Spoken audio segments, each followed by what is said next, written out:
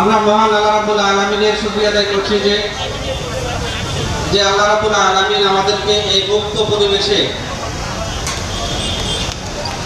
এই সম্মেলন আয়োজনের তৌফিক দিয়েছেন। সেই মহান রবের শুকরিয়া আদায় করছি আলহামদুলিল্লাহ।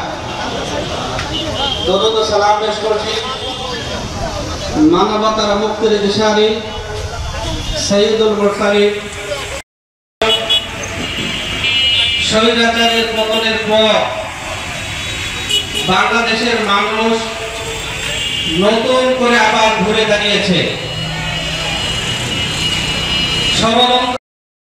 আমরা এই স্বাধীনতার সুযোগ সহজে হস্তগত হতে দেব না ইনশাআল্লাহ। আমরা স্পষ্ট ভাষায় বলতে চাই, আবার যদি প্রতিটি সরকারের দোসর আবার আসার চেষ্টা করে বাংলাদেশের ছাত্র জনতা আপামর জনতাকে সাথে নিয়ে আমরা সেই স্বৈরাচারের মোকাবেলা করতে প্রস্তুত আছি ইনশাআল্লাহ।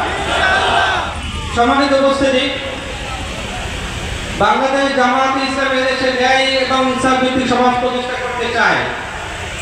এই ন্যায় এবং ইনসাফ ভিত্তিক সমাজ প্রতিষ্ঠা করতে গিয়ে বাংলাদেশের সবচেয়ে বেশি জুলুম এবং নির্যাতনের শিকার হয়েছে বাংলাদেশ জামায়াতে ইসলামী ইসলামী ছাত্র শিবিরের নেতা কর্মীরা। বাংলাদেশের জামায়াতে ইসলামী কেন্দ্রীয় নেতৃবৃন্দকে শহীদ করে